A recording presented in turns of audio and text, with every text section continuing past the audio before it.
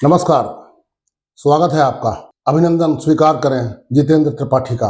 दोस्तों, पिछले 2-3 दिन से बड़े कष्ट में होंगे आप भी, और मैं भी कष्ट में हूं, क्योंकि वर्ल्ड कप में इंडियन टीम पराजित हो गई है और ये सब हमारे पूरे भारत देश के लिए बहुत कष्टदायी है। मैं कुछ वीडियो बनाने की सोच रहा था, लेकिन इंडियन टीम की इस तरह हार के बाद, जो कि लगता नहीं था कि इंडियन टीम हारेगी, अपने विजयी रथ पर सवार इंडियन टीम इतना बेहतरीन प्रदर्शन कर रही थी, लेकिन उसके बावजूद टीम की पराजय हुई। हम सबको बड़ा दुख हुआ और मैं भी पिछले 2 दिन से बहुत सदमे में था। खैर, ये सब होता रहता है। बात को आगे बढ़ाते हुए, इंडियन टीम के जो खिलाड़ी हैं, उनके जो मुरझाए हुए चेहरे, दुखी उनके भाव, वो देखे नहीं जा रहे। हम और आप तो दूर से ही इन सब का अनुभव कर रहे हैं, लेकिन सोचिए उन खिलाड़ियों पर क्या बीती होगी जो स्वयं पिच पर उपस्थित, मैदान पर उपस्थित होकर खेल रहे हैं। उन्होंने भी तो अपने परिवार वालों से, अपने दोस्तों, मित्रों, शुभचिंतकों से वादा किया होगा कि हम बहुत अच्छा खेलेंगे और ये वर्ल्ड कप जो है वो जीत के लाएंगे। लेकिन ठीक है, ईश्वर को कुछ और ही मंजूर था, इस वजह से शायद ऐसा हुआ और ये कप हमारा हो न सका। खिलाड़ियों पर जो बीत रही है उसको महसूस कर पाना और उसको आत्मसात कर पाना बहुत ही मुश्किल हो रहा है।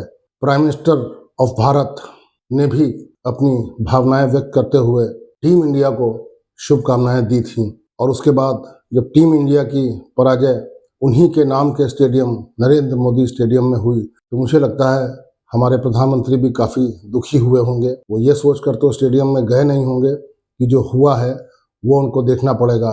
उन्होंने भी काफ़ी कुछ सोच रखा था, जैसे हम लोगों ने सोच रखा था कि इंडियन टीम अगर जीतेगी तो इस तरह से खुशी मनाएंगे और इस तरह से झूमेंगे, नाचेंगे, गाएंगे, दोस्तों यारों के साथ बैठकर प्रफुल्लित होंगे और अपनी खुशी को व्यक्त करेंगे। बट ऐसा हो न सका।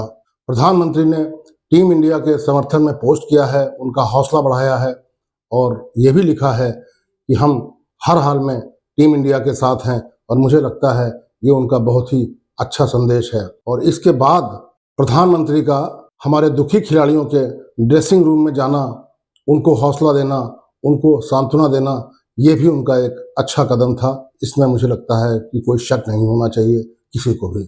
प्रधानमंत्री ने खिलाड़ियों से बात की, उनका मन हल्का किया, और फिर जिस तरह से उन्होंने मोहम्मद शमी को गले लगाया, वो तो देखने वाला दृश्य था। और ये कोई मामूली घटना नहीं थी, इसमें हर भारतीय के लिए एक संदेश छुपा हुआ था। जब भी कोई शमी भारत का सिर ऊंचा करने के लिए अपना जी जान लगा दे तो उसको तो गले लगाना ही चाहिए। और दोस्तों, यहाँ मैं हर उस शमी की बात कर रहा हूँ जो भारत का सिर ऊंचा रखने के लिए अपनी जान लगा देता है, अपना सब कुछ न्यौछावर कर देता है, और जिसकी रंगों में भारत का सम्मान दौड़ता है। मुझे लगता है हर उस शमी को हमको गले लगाना चाहिए। देखें ये वीडियो।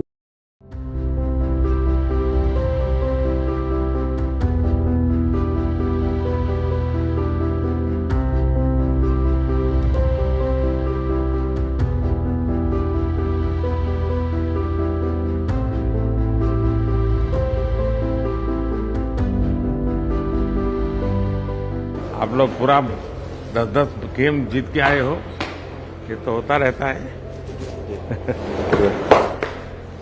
सुनाइए भाई। देश आप लोगों को देख रहा है। मैंने सोचा मिल लूँ सबको।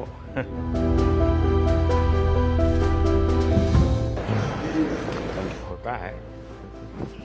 कह रहा हूँ कहते हैं आप लोग मेहनत बहुत की है, लेकिन कहा बाबू खेलो ना पड़ दो। हमें बहुत अच्छा किया है इस बार।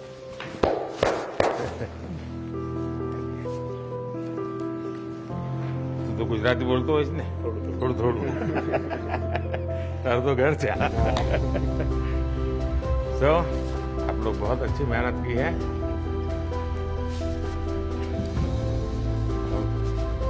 चलिए, होता है। होता रहता है ऐसा। हाँ। और साथियों को एक दूसरे को जरा हौसला बुलंद करते चलिए। और जब आप लोग फ्री हो गए कभी दिल्ली आएंगे तो बैठूंगा आप लोगों के साथ। मेरी तरफ से निमंत्रण है आप सबको। ये वो टीम इंडिया है जो लगभग भारत के हर कोने का प्रतिनिधित्व करती है। जाति, धर्म, प्रांत, सारी विभिन्नताओं को भुलाकर टीम एक है और खिलाड़ियों में जबरदस्त प्रेम भाव है और एक दूसरे की उपलब्धियों पर खुश होने का एक गजब जज्बा है। ये टीम इंडिया है ही ऐसी कि देश के कोने कोने से आए हुए मोतियों को एक माला में जैसे पिरो दिया गया हो और वो माला बड़ी खूबसूरत लग रही हो। आइए जानते हैं इस टीम के बारे में। रोहित शर्मा सुनने में उत्तर भारतीय नाम लगता है लेकिन मुंबई में रहते हैं। श्रेयस अय्यर के पूर्वज केरल से हैं लेकिन वह महाराष्ट्र से हैं। केएल राहुल मैंगलोरियन हैं। हार्दिक पांड्या वैसे ही गुजराती हैं जैसे वे गुजरात से आते हैं। सूर्य कुमार और कुलदीप यादव उत्तर प्रदेश से हैं। अश्विन एक तमिल ब्राह्मण हैं।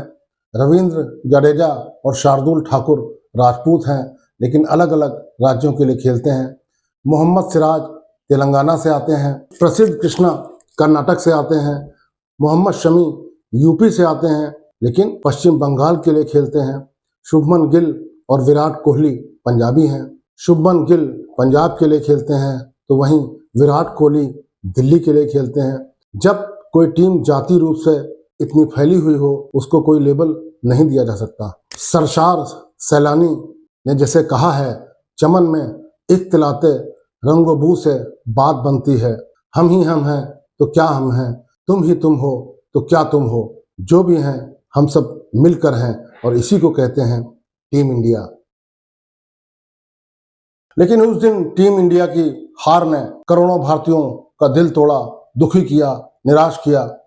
यहाँ तक तो ठीक है लेकिन अहमदाबाद के स्टेडियम में दर्शकों का व्यवहार जो था वो कतई उचित नहीं था और खेल भावना के बिल्कुल विपरीत था और उनके व्यवहार की सोशल मीडिया पर पूरे विश्व में बहुत निंदा हो रही है और ये ऐसा व्यवहार था ही कि जिसकी निंदा की जानी चाहिए। जिस वक्त ऑस्ट्रेलियन टीम को प्रधानमंत्री नरेंद्र मोदी जी पुरस्कार दे रहे थे उस वक्त स्टेडियम में कोई भी दर्शक मौजूद नहीं था, या यूँ कहें कि दर्शकों की जो मौजूदगी थी वो एकदम नगण्य थी। और जिस वक्त ऑस्ट्रेलियन टीम को मेडल्स बांटे जा रहे थे उस वक्त इंडियन टीम भी वहां उपस्थित नहीं थी। इंडियन टीम का तो उपस्थित न होना ये समझा जा सकता है क्योंकि वो वाकई बहुत दुखी थे, उनका दिल टूटा हुआ था। लेकिन दर्शकों का ये व्यवहार, ये ऑस्ट्रेलियन टीम की जो प्रेजेंटेशन सेरेमनी थी उससे पहले ही स्टेडियम को छोड़ देना ये कतई उचित नहीं था। ये खेल भावना के विपरीत था और इस अहमदाबाद स्टेडियम की जगह अगर मुंबई का वानखेड़े स्टेडियम होता या कोलकाता का ईडन गार्डन्स होता या चेन्नई का चेपॉक स्टेडियम होता तो वहाँ के दर्शकों की तो पूरे विश्व भर में इस बात की प्रशंसा की जाती है कि वो दर्शक जो हैं उनके अंदर पूरी खेल भावना है और वो खेल की प्रशंसा करते हैं, फिर चाहे अच्छा खेल कोई भी टीम दिखाए। और यही यहाँ अहमदाबाद के नरेंद्र मोदी स्टेडियम में भी होना चाहिए था, जो कि विश्व का सबसे बड़ा स्टेडियम है। जिस प्रदेश में विश्व का सबसे बड़ा स्टेडियम है उन दर्शकों का दिल भी विश्व में सबसे बड़ा होना चाहिए था और खेल भावना विश्व में सबसे ऊपर उनके दिलों में होनी चाहिए थी, लेकिन ऐसा हो न सका। 1983 का क्रिकेट वर्ल्ड कप जीतने वाली टीम के कप्तान कपिल देव को उस मैच में नहीं बुलाया गया। वैसे ही 2011 में जिस टीम ने वर्ल्ड कप जीता था उसके कप्तान MS धोनी भी उस स्टेडियम पर उस मैच के दौरान उपस्थित नहीं थे। ये भी अचंभे वाली बात है। अब जो हमारे दर्शकों ने, हमारे फैंस ने जो किया है, इसकी विश्व भर में निंदा हो रही है। आइए उस पर चर्चा कर लेते हैं। ऑस्ट्रेलिया का एक न्यूज़ चैनल है फॉक्स स्पोर्ट्स। अब जाहिर सी बात है उनके ही देश की टीम ये क्रिकेट वर्ल्ड कप 6ठी बार जीती है तो उनको तो भारतीय प्रशंसकों का जो व्यवहार है वो बुरा लगना बहुत ही लाजमी है। अखबार लिखता है कि जब आपके पास 100 करोड़ से ज़्यादा कट्टर प्रशंसक हों तो कुछ न कुछ गलत होने की संभावना बढ़ ही जाती है। विश्व कप फाइनल के मद्देनजर भारत की प्रतिष्ठा को धूमिल किया है इन लोगों ने।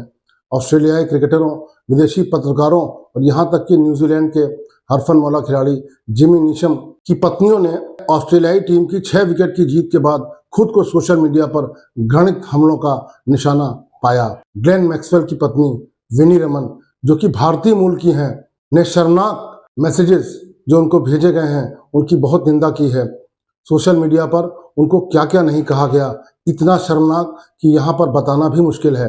आपको याद होगा कि पिछली बार का वर्ल्ड कप इंग्लैंड ने जीता था और फाइनल में उन्होंने न्यूजीलैंड की टीम को हराया था। न्यूजीलैंड की टीम के क्रिकेटर हैं जिमी नीशम, उनकी जो पत्नी है उनको निशाना तो बनाया ही गया, बल्कि जिमी नीशम का एक पोस्ट था जो पिछली बार जब वो हारे थे उन्होंने पोस्ट ट्वीट किया था, वो आजकल वायरल हो रहा है।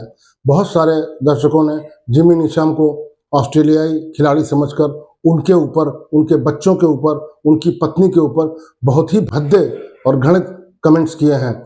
और ये कमेंट्स कोई जनरल नहीं किए हैं, इन कमेंट्स को उन्होंने उनके डायरेक्ट मैसेज पर भेजा है। आप इस घृणा की पराकाष्ठा तो देखिए। एक दर्शक ने लिखा है कि मुझे आशा है कि जिस विमान में आप लौटकर ऑस्ट्रेलिया जाएंगे वो विमान दुर्घटनाग्रस्त हो जाएगा और आप सभी लोग उसमें मारे जाएंगे। कमाल है, इस तरह की पोस्ट कौन लिख सकता है? इस तरह का विचार किसके मन में आ सकता है? क्यों भूल गए वो वसुधैव कुटुंबकम? क्यों भूल गए है प्रीत जहाँ की रीत सदा? मैं गीत वहाँ के गाता हूँ, भारत का रहने वाला हूँ, भारत की बात सुनाता हूँ, सब कुछ भुला दिया। ये बात है भारत की जो सोशल मीडिया पर आप बता रहे हैं, देश का अपमान करा रहे हैं, देश के सम्मान को कहाँ ले जा रहे हैं। लेकिन अच्छी बात यह है कि बहुत सारे भारतीय प्रशंसकों ने ऐसे लोगों को लताड़ा है और उनकी निंदा की है। उन्होंने कहा है कि एक भारतीय क्रिकेट प्रशंसक के रूप में ये सब पढ़कर, देखकर और सुनकर बहुत शर्म महसूस हो रही है। खिलाड़ियों या किसी के जीवन साथी पर दुर्व्यवहार का सहारा लेना अनुचित है। एक अन्य प्रशंसक ने लिखा कि भारत के खिलाफ शानदार क्रिकेट खेलने के लिए लोगों को मैक्सवेल और अन्य ऑस्ट्रेलियाई खिलाड़ियों की आलोचना करते देखना निराशाजनक है। उन्होंने महत्वपूर्ण भूमिकाएं निभाई और व्यक्तियों को उनके भारतीय मूल के आधार पर उनके परिवार के सदस्यों को निशाना बनाते हुए देखना शर्म की बात है। बड़े हो जाओ भारतीयों। यहाँ ये बता दूं दोबारा कि ग्लेन मैक्सवेल की पत्नी विनी रमन ये भारतीय मूल की हैं और हमारे कुछ दीवाने प्रशंसकों ने उनको भी निशाना बनाया। कितने शर्म की बात है, ऐसा बिल्कुल नहीं होना चाहिए था। ये सब सुनना और देखना बहुत निराशाजनक है ही और बहुत दुखदायी भी। लेकिन इनको देखिए, यह है मिचेल मार्श, या ऑस्ट्रेलिया की टीम के ओपनर हैं जो अभी वर्ल्ड कप जीती है। इन्होंने उस ट्रॉफी को, उस कप को जो इतनी मेहनत से जीता और जिसके लिए पूरी दुनिया की टीमें आपस में खेलीं और यूँ कहें कि लड़ीं, उस कप का क्या सम्मान कर रहे हैं। ऑस्ट्रेलियाई तो ऐसे ही हैं, क्या कहें उनकी संस्कृति पर, क्या कहें उनके व्यवहार पर। इस बात को मैं यहीं छोड़ता हूँ, लेकिन ये तस्वीर आपको विचलित तो करती ही होगी। इसी वर्ल्ड कप को 1983 में जब भारतीय टीम ने जीता था और उसके कप्तान कपिल देव ने इस कप को अपने सिर पर रखा था एक ताज की तरह। और होना भी यही चाहिए कि जिस कप के लिए आप इतना खेल रहे हैं, इतनी मेहनत कर रहे हैं, 4 साल तक ट्रेनिंग लेते हैं, दुनिया भर में खेलते हैं और आशा जगाए रहते हैं कि अगली बार जब वर्ल्ड कप होगा तो ये कप हमारा होगा, और वो हो गया जब आपका, तो उसके ऊपर आप पैर रख कर बैठे हैं, ये तो कतई अनुचित है। बहरहाल दोस्तों, इन सब बातों का क्या, क्रिकेट चलता रहेगा, भारतीयों की दीवानगी भी चलती रहेगी और साथ में चलती रहेंगी और बढ़ती रहेंगी हमारी शुभकामनाएं। शिव मंगल सुमन, जो कि एक बहुत बड़े कवि हुए हैं, उनकी प्रसिद्ध पंक्तियों के साथ मैं जितेंद्र त्रिपाठी अपनी बात को समाप्त करता हूँ। क्या हार में, क्या जीत में, किंचित नहीं भयभीत में, संघर्ष पथ पर जो मिला ये भी सही वो भी सही, शाबाश टीम इंडिया, हमारा समर्थन जारी रहेगा हर हाल में। दोस्तों, उम्मीद है कि ये छोटी सी प्रस्तुति आपको पसंद आई होगी।